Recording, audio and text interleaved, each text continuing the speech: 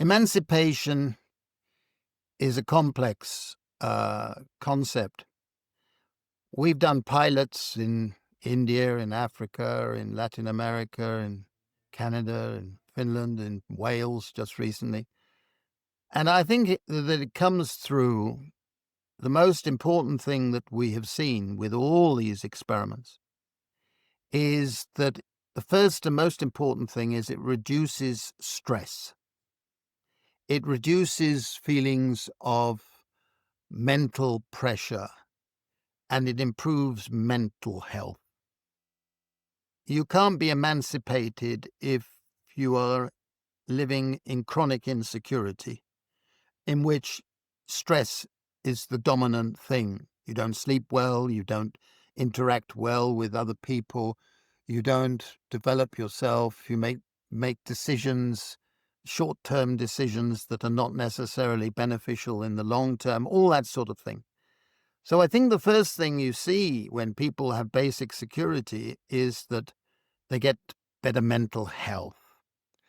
Now, I always say that the emancipation is threefold. First, if you have basic income, you have more capacity to make choices.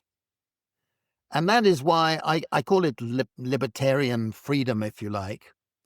And that's why people like Milton Friedman and people on the right have come round to supporting some variant of basic income, because they recognize that for a market economy to function well, people must have enough security to be able to make choices one way or the other. I can respect that position. It's not my main concern, but that's the first. The second is that a basic income gives people liberal freedom.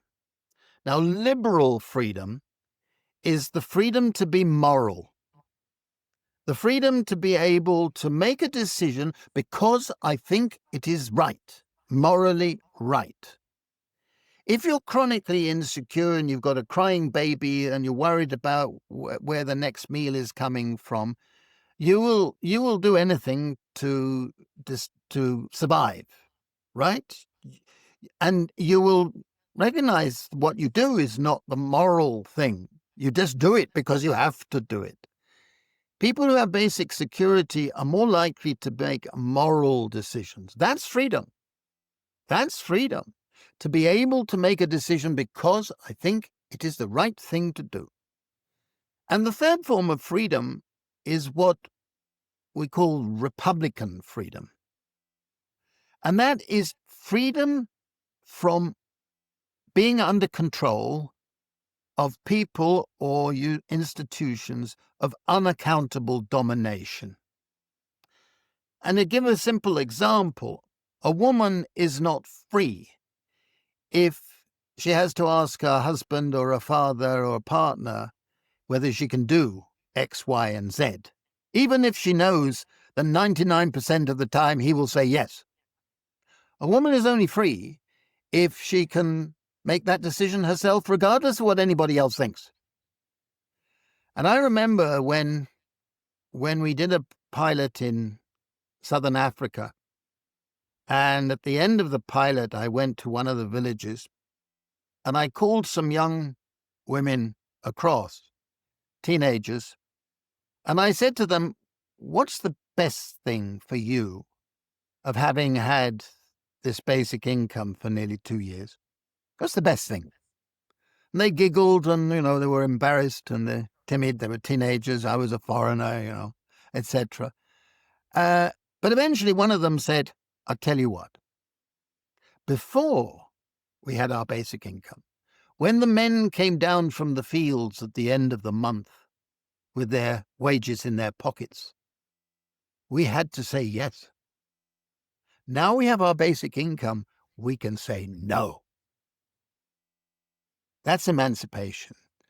And I think, as I said at the beginning, I don't think basic income is a panacea. I don't believe that it should be seen just as a single policy. It must be seen as as part of a progressive agenda, reviving the commons, reviving real education, etc., deliberative democracy, and so on.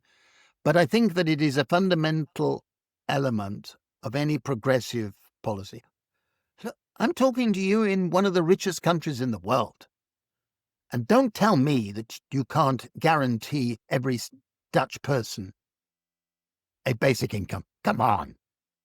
It's crap to say otherwise. It's real crap. So I think emancipation is vital. I think we are living in a time when more and more people do not feel free. They do not feel free. And I can understand that. And I think that those of us who have the capacity to speak up should take that responsibility of saying that must be our agenda.